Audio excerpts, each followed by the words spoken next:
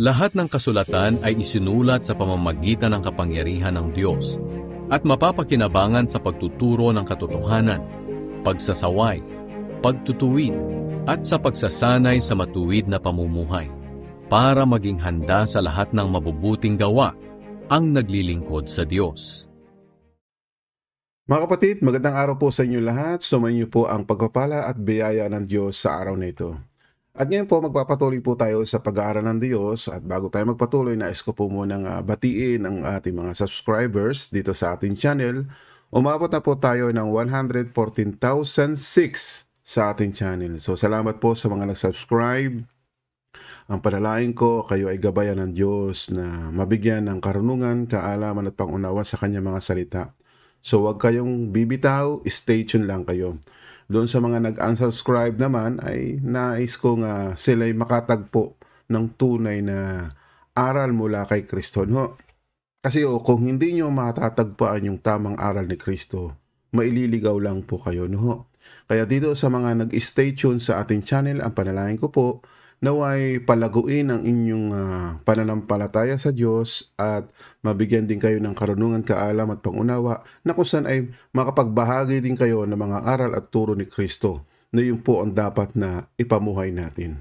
At ngayong araw na ito, nais ko po ding idagdag ang ganitong pag-mention sa mga bago na dumadaan sa ating channel at nanonood. Ito ay mula po sa South Korea. So salamat po, nakakarating itong ating channel sa South Korea. Salamat po kay Ginelli na kung saan ay bumabati po sa atin at nanonood. So salamat po sa inyong buhay, sa inyong pamilya. Naway patuloy kayong makinig ng aral at turo ni Kristo. Lumago tayo at the same time at patuloy tayong mag-aral ng salita ng Diyos. At ngayon magpatuloy po tayo sa pag-aaral po ng salita ng Diyos. So, ang araw na ito, nais kong basahin ito sa aklat po ng Lucas 6:47. Sasabihin ko sa inyo kung ano ang kahalintulad ng taong lumalapit sa akin, nakikinig at sumusunod sa mga sinasabi ko. Itong talatang ito sa sulat ni Lucas, ito po ay pananalita ng ating Panginoong Hesus. Na sinasabi ni Hesus po, yung lumalapit po sa Kanya, nakikinig at sumusunod. Malinaw po ba? Kaya pag ikaw ay nakikinig sa aral at turo ni Kristo, sinusunod mo yung Kanyang sinasabi. So malinaw po ba? Ngayon, magpatuloy din po tayo sa ating pong pagsagot sa bawat komento ninyo na kung saan ay mabigyan po natin ng paglilinaw yung mga taong minsan nabibigyan po ng maling pagkaunawa sa ating pag-aaral ng salita ng Diyos. Katulad po nito, basahin natin ito. No? Paglilinaw lang po ito, no? Disclaimer lang po sa mga nagko-komento. Wala ho tayong hinanakitan, kundi magbigay po tayo ng paglilinaw sa bawat komento ninyo. Mula po kay Reyes Renato, sabi niya, hindi pwede i-compare ang sarili nyo sa iba, piling ninyo kayo lang ang nakakaunawa at tama ang pagtuturo, parang nagmamalaki kayo upang hamakin ng iba. Maghayag na lang kayo ng salita ng Diyos. Alam niyo po, ito talagang ating ginagawa, naghahayag ng salita ng Diyos. Pero, isinigit ninyo na sinasabi nyo sa akin na hindi nyo pwede i-compare ang sarili nyo sa iba. Talaga naman po, hindi ko kino-compare ang sarili ko. Unang-una, hindi po ako nagpapatawag na pastor. Paano ko i-compare sila? Kasi po itong mga komento po ninyo, ito ay patuloy nating inaaral yung salitang relihiyon. May nagtuturo nga po na kung saan na hindi na kailangan ang relihiyon sa kaligtasan. Napag-aralan natin ito na kung saan ay kailangan natin ang relihiyon sa kaligtasan. Di ba? Ngayon, yung sinasabi ninyo na i-compare ko ang sarili ko, hindi nga po pwedeng i-compare kasi iba yung kanilang aral at aral na inaaral natin na mula kay Kristo. Di ba po ba? Ngayon, yung sinasabi po ninyo, pili ninyo kayo lang ang nakakaunawa at tama ang pagtuturo. Parang nagmamalaki kayo. So, hindi po tayo nagmamalaki. Ano ba ang sabi ng salita ng Diyos? Kapag po ay mga maling aral, ang sabi ng salita ng Diyos, ilantad ang mga maling aral. So, naglalantad tayo. Ibig sabihin po, yung sinasabi ko hindi galing sa akin.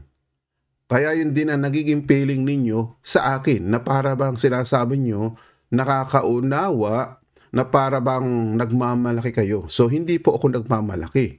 So, tama naman po yung sinabi nyo nakakaunawa. Feeling niyo kayo lang ang nakakaunawa. Ngayon, kung hindi tayo nakakaunawa ng mga salita ng Diyos, ibig sabihin, wala ka sa katotohanan. So, ibig sabihin, tama lang yung aking pakaramdam na sinasabi ninyo, nakakaunawa. Para ba sinasabi ninyo, yung inyong pastor hindi nakakaunawa? Katulad nyo, nagpapatawag sila na pastor, sila hindi nakakaunawa. Ang sinasabi ng salita ng Diyos ay ito, nag-iisa yung ating guro na dapat natin pakinggan at sundin ang kanyang pamaraan at utos. Di ba po ba? O basahin natin ito. Di ba't sinasabi ni Kristo, ngunit huwag kayong magpatawag na guro dahil lahat kayo'y magkakapatid at iisa lang ang inyong guro. Di ba? Iisa po yung guro natin na dapat nating sundin. Yung aral at turo na dapat nating sundin, yung inaaral ni Kristo. Yung inaaral at dapat tanggapin natin. Di ba't kalinaw-linaw naman po yung sinabi natin kanina? Di ba? Balikan natin ito. Sinabi ni Jesus, sasabihin ko sa inyo kung ano ang kahalintulad ng taong lumalapit sa akin. Kayo ba'y lumalapit kay Kristo? Sumasampalataya ba kayo kay Kristo? Kung kayo sumasampalataya kay Kristo at sumusunod, sabi dito, nakikinig tayo kay Kristo. Sumusunod tayo sa kanyang sinasabi. Kaya pag sinabi niya, nag-iisang guro, ay di huwag tayong mamangahan. O ibig sabihin, huwag nating angkinin yung authority ng pagiging pastor. Sapagkat sinasabi ng kasulatan, yung mabuting pastor ay iisa, si Kristo lang po yun. Basahin po natin ito. Di ba't lagi kong binabanggit ito? Ang sabi po ng ating Panginoon Kristo, yan o, kiniklaim niya sa kanyang sarili. Siya lang ang pwedeng mag-claim sa kanyang sarili na sinasabi ni Jesus, ako ang mabuting pastor. Ibinibigay ng mabuting pastor ang kanyang buhay dahil sa mga tupa. Nagbigay ba ng buhay ang ating Panginoon Kristo? Tama. Ang kanyang buhay ay napako sa krus para lang sa iyong kasalanan. Tapos, yung pagiging pastor kukunin mo pa, ibig sabihin, gusto mong ilipat sa iyo ang karangalan. Kaya hindi dapat tayong patawag na pastor. O di ba, hindi natin ikinukumpara ang sarili ko doon sa ibang mga pastor kasi sila nga yung nagkakamali sa kanilang pangunawa sa kasulatan. Ngayon, kung hindi tayo nakakaunawa na sinasabi po ninyo, wala kayo sa katotohanan. Kaya dapat lahat tayo nakakaunawa ng salita ng Diyos. Parang sinasabi niyo sa akin na ako lang ang nakakaunawa. Marami pong nakakaunawa na kung saan ay alam natin ang katotohanan at na kay Kristo yun. Kaya kung ating sinusunod ang kanyang sinasabi, bilang si pastor, huwag kang magpatawag na pastor. Siya lang yung mabuting pastor. Wala yung kasalanan. Yung bang mga pastor ngayon, di ba? Kung ano na sinasabi, puro kasinungalingan. Pero ating mabuting pastor na ito, wala yung sinasabing kasinungalingan. Siya nagsasabi ng katotohanan. O di ba? Kaya nga sinabi ni Jesus sa 14:6, malinaw naman po, di ba? 14:6 kasi sabi niya dito, puntahan natin para malaman ninyo, no? Sinabi ni Jesus, ako ang daan at katotohanan. Kaya kapag lumalakad ka sa katotohanan, si Jesus ang sinusundan mo. Kung mayroon kang ibang pastor na sinusundan, kapahamakan yun kasi wala sa kanya ang katotohanan. Yun ang gusto ko pong ilinaw sa inyo.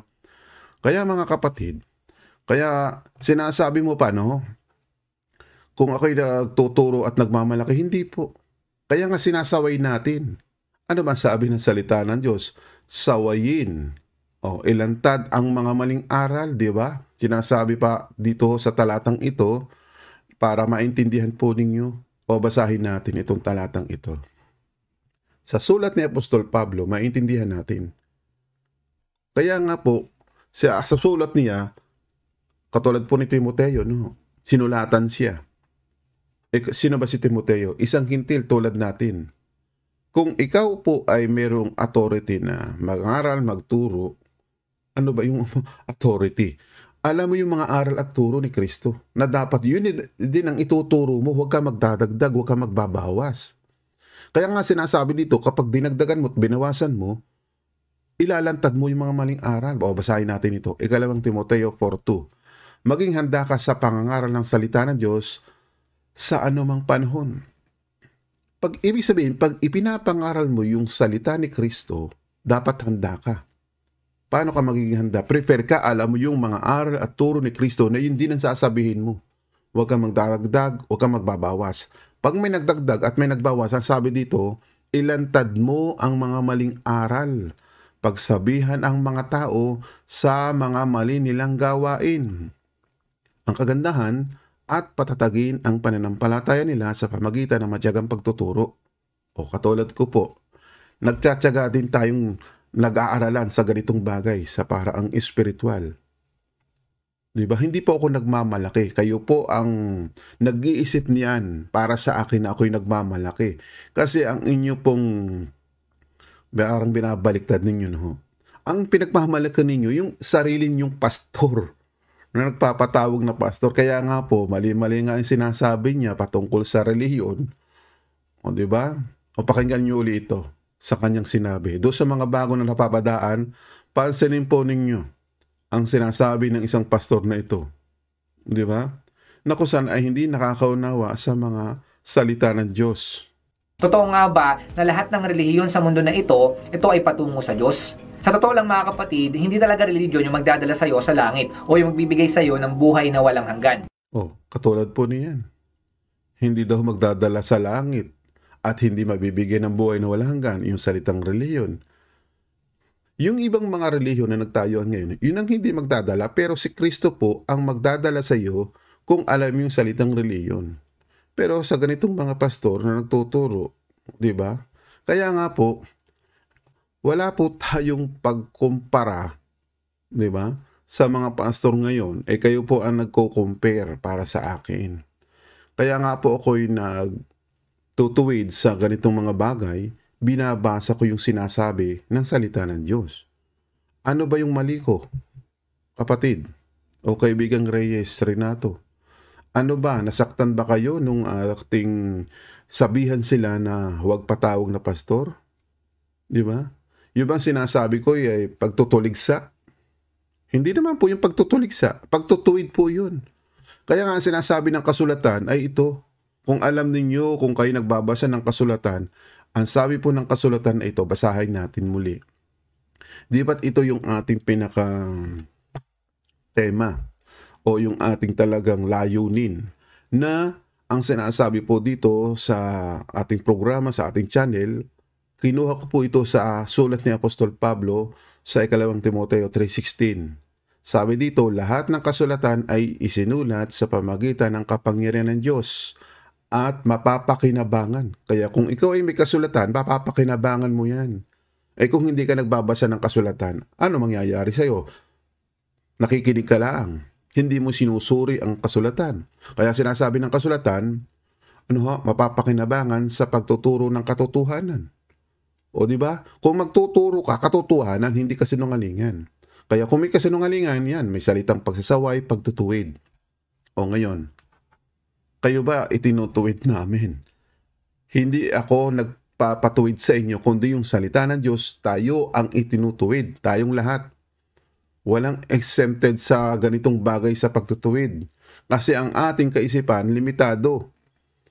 May sarili tayong isip na pwede ka magdesisyon. Tama ba? Pero yung desisyong yun, minsan magkakamali, yun ang ikapapahamang mo. Kung wala kang kaunawaan sa mga bagay na espiritual, wala kang karunungan, wala kang kaalaman, wala kang pangunawa sa salita ng Diyos, yun ang mapapahamak. Katulad po ng sinasabi niyong pastor, na kailangan daw ay hindi na kailangan na reliyon. At ang reliyon daw ay hindi makakapagligtas at hindi makakapasok ng langit. Ganong katindi ang pastor ninyo. Ulitin ko po ang sinabi niya. Ito po, unawan niyo yan. Ba na lahat ng relihiyon sa mundo na ito ay patungo sa Diyos? Sa totoo lang mga kapatid, hindi talaga relihiyon yung magdadala sa iyo sa langit o yung magbibigay sa iyo ng buhay na Kung papasinin ninyo, pag ganyan na nagsasalita, yan ba ang pastor na hindi raw makakapagdala sa langit? hindi mabibigyan ng buhay na walang hanggan. Ituloy pa natin. Walang hanggan. Kahit sabihin mo pa na maging perpekto ka sa mundo na ito, o kahit na magawa mo lahat ng utos ng Ano? Kahit daw maging perpekto, yun nga ang gusto ng Diyos, maging perpekto ka. Kailangan nating sumunod sa kanyang pamaraan at utos. Tapos sasabihin niya, hindi na kailangan maging perpekto. sabihin mo pa na maging perpekto ka sa mundo na ito, o kahit na magawa mo lahat ng utos ng Diyos, or kahit palagi ka nagsisimba, hindi po yan yung magdadala sa inyo sa kalangitan. So, tingnan niyo po, kailangan, kasi po yung salitang pagsimba, kasi mali yung term na pagsimba dapat pagsamba, magkaroon ka ng pag-aaral ng salita ng Diyos, gumawa ka ng kalooban ng Diyos, gawin mo, ganapin mo yung kalooban ng Ama na itinuturo ni Kristo sa atin. Kaya nga si Kristo ang nagtuturo ng tamang reliyon Akala natin, kasi may nag-comment dito, ano ba ang reliyon na makakapagligtas? Ang salitang reliyon, ito'y pamumuhay. Ipamumuhay mo yung kabanalan. Ipamumuhay mo yung kabutihan. Ipamumuhay mo yung kalooban ng Diyos. Sundin natin yung ipinapagawa ng Ama. Yun po ang reliyon na magliligtas sa atin. Tuloy pa natin ito. Hindi po religion o kung ano mang ginagawa ng tao ang magdadala sa kanya patungo doon sa langit. Di ba? So wala pong makakapagdala sa langit kung ang relihiyon mo ay taliwas sa aral at turo ni Kristo, mga kapatid. So kailangan mo alamin yung mga bagay na pang-espiritual. Katulad po nito, ang itinuturo niya yata pang-sarili niyang kaalaman, pang-sarili niyang kaunawaan. Hindi nauunawaan yung pamaraan ng Diyos. Iba yung pamaraan ng tao, iba yung pamaraan ng Diyos. Kaya mangyayari po ay ganito ang sinasabi sa kasulatan. Ganito po ang magaganap sa mga taong walang pangunawa sa salita ng Diyos. Mateo 15:7. Mga pakitang tao, tamang-tama ang sinabi ng Diyos tungkol sa inyo sa magitan ni Isayas. Iginagalang ako ng mga taong ito sa mga labi lang nila, ngunit malayo sa akin ang kanilang puso. Walang kabuluhan ang pagsamba nila sa akin sapagkat ang mga itinuturo nila ay mga utos lang ng tao. Yan. Malinaw po ba yan? Kaya kapag nagtuturo ka, wala sa aral at turo ni Kristo, pakitang tao lang yun. Ang itinuturo nila ay pang tao, hindi ho panglangit. Pangsanlibutan lang po yun. Di ba? Kaya marami nakikinig sa kanya kasi yun acceptable para sa mga tao. Pero yung katotohanan, hindi na matanggap kaya hindi manonood sila ng ganitong pagtutuwid. Di ba, kaibigan? Kaya dapat mong malaman ang mga bagay na itinuturo ni Kristo, yun po. Kaya nga sabi ni Kristo ito pa, para maintindihan niyo. Tuloy lang natin sa verse 10. Tinawag ni Jesus sa mga tao at sinabi sa kanila, makinig kayo at unawain ang sinasabi ko. O di ba't malinaw? Si Kristo na nagsasalita dyan, kahit sabihin natin, nasa langit naman si Kristo. Pero yung kanyang salita narito sa lupa. Babasahin mo lang. Kasi yung panahon niya, na mga taong walang pananampalataya, pati ngayon, may mga tao pa rin walang pananampalataya. Kapag narinig mo itong salita ni Kristo, yan din ang magbibigay sa iyo ng kaligtasan. Pag naunawaan mo, nakikinig ka sa kanyang salita. Katulad ko ba? Ako ba ang nagsasalita nitong salitang itong binabasa ko? So, kung ako ay isang lalagyan lamang, ay wala akong silbi. Lalagyan lang ako. Ang mahalaga doon, yung laman na ibinubuka ng aking puso. Na itong mga salitang ito na nakatanim sa aking puso, dapat ganun din kayo. Ano ba ang nakalaman sa pastor na ito? Ano ba ang espiritong meron siya? Wala siyang espiritu ng buhay. Kaya kaibigan, huwag po ninyo akong bigyan ng ganitong pananalita kasi makakatulong naman po ito Tayo nagtutulungan, hindi para tayo magtalo-talo, sabi nung iba. Huwag daw magtalo-talo. Maghayag ka na lang ng salita ng Diyos. Katulad nito, no? Naghahayag tayo ng salita ng Diyos. Ngayon, kung hindi mo pakikinggan yung sinasabi ni Kristo, yung sinasabi ko, salita ni Kristo, paano natin ito maunawaan? Di ba? Kaya nga dapat, maunawaan ninyo, katulad dito, kung itutuloy pa sa 11, hindi ang pumapasok sa bibig ng tao ang nagpaparumi sa kanya, kundi ang mga lumalabas dito.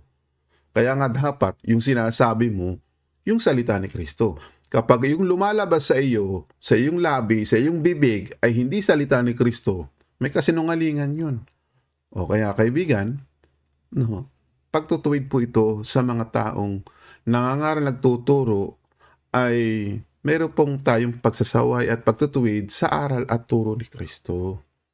Ano? So, hindi ko po sila hinahamak. Ang sinasabi po ninyo, nagmamalaki kayo upang hamakin ang iba. Hindi po ako naghahamak dito. Malinaw naman po ang sinasabi niya na, katulad dito, balikan natin uli. Yung kanyang Totoo nga sinabi. ba na lahat ng relihiyon sa mundo na ito ay patungo sa Diyos? Sa totoo lang mga kapatid, hindi talaga relihiyon yung magdadala sa iyo sa langit o yung magbibigay sa iyo ng buhay na walang hanggan. Ay katulad niyan, hindi daw relihiyon. Kaya nga po tayo ay nagkakaroon ng pag-aaral sa salita ng Diyos. Yung ano ba yung salitang relihiyon? Itinuro ba yan ni Kristo? Itinuro. Upang tayo ay mailayo sa kasamaan ng sanlibutan ito, nang sa ganun, magkaroon tayo ng kaligtasan. Di ba't itinuturo yan? Kung alam mo ang salitang ito, yan. Ang dalisay na relihiyon, ay maroon pala. Yung dalisay, perfect. Di ba sabi niya kanina, kahit daw ikaw maging perfecto, kahit daw masunod mo ang mga utos ng Diyos, hindi ka rin daw maliligtas. Kailangan mo sundin ang utos. Kailangan magbasa nga tayo ng kasulatan. Kaya ang sabi ng kasulatan ito, kahit sa lumang tipan, sa aklat po ng mga ngaral, sinasabi na yan, na sundin natin ang kanyang pamaran at utos. O basahin natin ito, no? Punta tayo ng Ecclesiastes, para maintindihan niyo. Para magkaroon tayo po ng pangunawa. 12:12. At bukod dito, anak ko, yan ha, tanda po, kung anak ka ng Diyos, sinasabi dito, at bukod dito, anak ko, maaralan ka. O, di ba? Kaya nga po tayo, dito sa ating channel, nag-aaralan. Ayaw pala ninyo mag-aral. Ang gusto ninyo, pakinggan na lang ninyo yung gusto ninyong pakinggan. Itong sinasabi ko, aral ni Kristo yan. Sabi ni Kristo, sa kanyang pinasulat, alam niyo pa si Kristo, baka sabihin niyo sa lumang tipan, sa bagong tipan lang, pati po sa lumang tipan, yung aral at turo, nagmumula talaga yan sa mag-ama. Magkasama na ang mag-ama sa lumang tipan at mag-isa bagong tipan. Ang kagandahan sa bagong tipan, nagkatawang tao si Kristo para ipakita niya, mismo na siya ang magpahayag. Kasi hindi siya nakikita nung sa lumang tipan. O ulitin natin talatang ito para maintindihan ninyo ang ating pag-aaral mismo salita ng Diyos. Ulitin natin ito. At bukod dito, anak ko, kung anak ka marunong ka makinig, marunong ka sumunod, maaralan ka, ibig sabihin maturuan tayo. Tungkol sa paggawa ng maraming aklat ay walang wakas, at ang maraming pag-aaral ay kapagawaran ng katawan. Kaya kung marami kang inaaral, marami kang itinuturo, sabi nga ng Panginoon, sa aral at turo lang na tayo ni Kristo. Yung sinasabi, mag-aral kayo sa akin, yung sinasabi ni Kristo doon sa Matthew 11:28. Lumapit kayo sa akin. Kasi pag marami kayong inaaral, kapaguran lang pala yun. O diba, tuloy pa natin. Mas mabuti tayo nag-aaralan. No? Sabi sa 13, ito ang wakas ng bagay, lahat ay narinig. Ikaw ay matakot sa Diyos. No? Kailangan pala meron takot sa Diyos.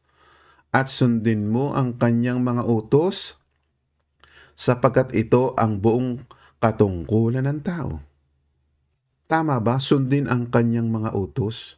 O ngayon, sabihin ng inyong mga pastor, pakinggan nyo ito, no? Kahit sabihin mo pa na maging perpekto ka sa mundo na ito, o kahit na magawa mo lahat ng utos ng Diyos. Di ba? Kahit daw magawa ang utos ng Diyos ay ano? Kahit palagi ka nagsisimba, hindi po yan yung magdadala sa inyo sa kalangitan. Hindi raw magdadala sa kalangitan. Sinasabi nga sa kasulatan, sundin ang kanyang mga utos. Kaibigan, yung bang pastor ninyo magsasabi ba yan ng katotohanan? Di ba't hindi? Magliligaw lang yan sa inyo. Kaya nga ang katotohanan nasa kasulatan, sinasabi ng salita ng Diyos, salita yan ng Diyos. Sabi dito, at sundin mo ang kanyang mga utos sapagkat ito ang buong katungkulan ng tao. Ano pa? Kung itutuloy pa natin sa last verse, anong sinasabi dito? Para maunawaan ninyo, no?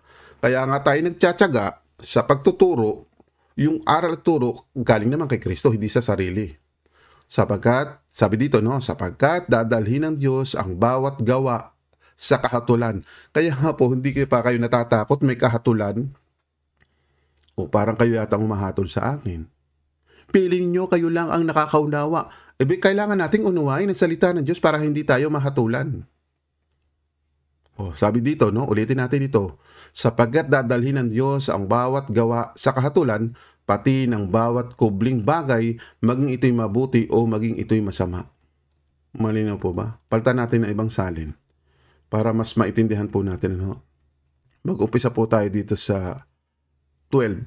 Balikan natin ito ha. Sabi dito, anak, mag-ingat ka sa isa pang bagay na ito. Ang pagsusulat ng aklat ay walang katapusan at ang labis na pag-aaral ay nakakapagod. Tandaan po ninyo. Kaya nga wala ng aklat tayong pag-aaralan. Dito lang tayo. So hindi ako masyadong nagre-research sa mga katulad ng iba. Ang dami na lang i-display. Sinasabi ng isang pastor, sabing gano'n, di ba? Kumukuha sila ng mga motto o ibang mga sinasabi ng mga magagaling na scholar o yung mga ibang nagsasalita na talagang famous o popular, ikinukot nila yon para lang madala kayo doon. So hindi ganoon. Ang sa atin, yung aral at talaga ni Kristo, doon tayo mag-focus. Doon tayo madala. Kasi pag ganyan, nag-aaral ka pa ng ibang aralin, nakakapagod pala yan daw. Yan o. Labis na pag-aaral ay nakakapagod. Kaya huwag kayong aral ng ibang aral, hindi pala aral at turo ni Kristo ang tinuturo. Ay nakakatakot po yun. Tuloy natin sa 13. Ngayong nabasa mo na ang lahat ng ito, o nagbabasa ka ba ng aklat? Kaya nga sa aklat lang tayo ng Panginoon. Ano sabi ng aklat ng Panginoon? Basahin mo, aralin mo ang aklat ng Panginoon. Ang sabi pa dito, matakot ka sa Diyos at sundin mo ang kanyang mga utos. Dahil ito ang tungkulin ng bawat tao. Yan, tungkulin pala. Ng bawat tao na sumunod sa kanyang utos. Tapos sasabihin ng isang pastor na ito na hindi raw kailangan ng utos. Di ba? Yan, nagsasalita yan. Kahit daw maging perpekto ka, masunod mo ang kanyang mga utos, hindi raw yung makakapagdala sa langit. Yan nga, makakapagdala kung susunod ka sa kanyang mga utos. Kasi, kung hindi mo susundin yung sinabi niya, may kahatulan po yan kung itutuloy mo sa verse 14. Sapagkat hahatulan tayo ng Diyos ayon sa lahat ng ating ginagawa. Mabuti man o masama, hayag man o lihim. Kaya walang may tatago. Ngayon mga kapatid, dito po sa mga komento ninyo no, para bang, ayaw ko lang kung ito ay meron kayong hinanakit sa akin, ano. So dapat, wala po tayong hinanakitan kapag tayo nagtutuwid ng mga salita ng Diyos. Kung meron kayong ipagtatanggol, ang ipagtanggol natin si Kristo, hindi yung mga pastor natin sa ngayon. Kasi nga, mali-mali na ang sinasabi, di ba? Kaya nga, ito po, ang paggalang na kay Kristo, wala po sa mga pastor natin ngayon. Sa mga pari, wala po. Narito po, basahin natin itong Efeso 5:21. Magpasakop kayo sa isa't isa bilang paggalang kay Kristo. Kung kapatid kita sa pananampalataya, magalang po tayo. Pero kung mayroon kayong sariling pang-aaral at turo, ay hindi ako nagpapasakop sa kanila. Kay Kristo lang po. Kasi yan, katulad ng ngayong mga pastor, no, nilalakipan pa ng reverend pastor, kung anong pangalan man niya, di ba? Ang sinasabi dito, ang reverend, ay paggalang yun. Kay Kristo po lang ilalaan. Kung ita-translate natin ito sa English, puntahan natin. Sabi po dito, submitting to one another out of reverence for Christ. Alam ba niyo ang salitang reverend? Ang reverend po yan ay salitang paggalang kay Kristo. O ngayon, lalaki pa niyo, Reverend Father, yung pangalan niya. O diba? Kay Kristo po ilalaan niyang salitang reverend. Napansin mo ba ninyo? Pansin ninyo ang mga pastor ngayon, may salitang reverend, pastor, tapos pangalan nila. Dapat kay Kristo lang yun. Ano ang tawag sa kanila? O diba? Kalaban niya ng Panginoon kung sila'y gagamit ng ganitong mga salita. Kaya kaibigan, ano? Kaya tayo nagtutuwid sa isa't isa maaralan tayo nang hindi tayo mahatulan, mapahamak sa mga mali nating unawa. Ang unawa natin, yung ituturo ni Kristo, kung ano yung sinasabi niya, yun ang dapat nating sundin. So balikan natin yung ating binasa kanina, no? Ang sabi ni Kristo, sasabihin ko sa inyo kung ano ang kalintulad ng taong lumalapit sa akin, dapat nakikinig at sumusunod sa kanyang sinasabi. Ikaw ba ganan? Ganyan ba ang iyong attitude at karakter sa pagharap kay Kristo? Ibig sabihin, wala naman si Kristo, nasa langit. Ibig sabihin, pag lumalapit ka sa Kanya, ibig sabihin, ang iyong pong paggalang sa Kanya, dapat meron kang makinig sa Kanyang sinasabi, sumusunod ka sa Kanyang mga utos. Yun po yun. O diba, katulad mo, meron ka palang pastor na ibang sinusunod. Para bang sinasabi mo ay kinukumpara ko siya, o para bang hinihigitan ko siya, ay hindi nga po eh. Unang-una, hindi ako nagpapatawag na pastor, o siya, yung inyong pastor ay siya ang inyong iginagalang, salip na igalang ay si Kristo, di ba? Si Kristo po ang dapat igalang natin. Base po doon sa ating binabasa, no? Kaya dapat tayo magtulungan, mag-aralan sa mga bagay na espiritual nang hindi tayo mapahamak, no? So ito lang ang aking habilin sa bawat isa sa inyo. Kung magkokomento kayo para siraan ako, o dahil yung iba ay nag-unsubscribe dahil sa mga sinasabi ko, hindi nila matanggap yung salita ng Diyos. Hindi nila matanggap yung pamaraan ng Diyos. Kaya wala tayong magagawa. Ano ho? Pero ngayon, salamat po doon sa mga nag-stay. Stay tuned lang po kayo sa ating channel. Kaya muli ako nagpapasalamat sa ating mga subscribers dito po sa ating channel 114,006. Salamat po. Naka-intune po kayo. Pero kung kayo ay lalabas pa, ay wala na ho kung magagawa. At the same time, ay hindi kayo makakapanig talaga ng totoong aral ni Kristo. Kasi dito sa ating channel, na talagang aral at turo lang ni Kristo ang ating inaaral. Nang sa ganun, madagdagan ang ating karunungan, kaalaman at pangunawa sa salita ng Diyos. Okay na po ba yun? So, ang panalangin ko po ay pagpapala, kapayapaan ang tanggapin natin. Hindi kaparusahan at stress sa ating buhay ang matanim, kundi kagalakan ng puso na manuwa natin ang salita ng Diyos. Ano po? So, salamat po sa mga nakinig ngayong araw na ito. Pagpalain po kayo. Salamat din po kay Jinel sa kanyang pakikinig dito sa ating channel na mula po ito sa Korea. At doon sa mga magkakaroon pa ho ng gustong mabati at malaman ko, maglagay lang po kayo sa comment section kung taga saan po kayo para malaman ko kung saan nakakarating itong ating channel. So okay na po ba yun? Pagpalain po kayo ng Panginoon hanggang sa muli po ng ating pag-aaral.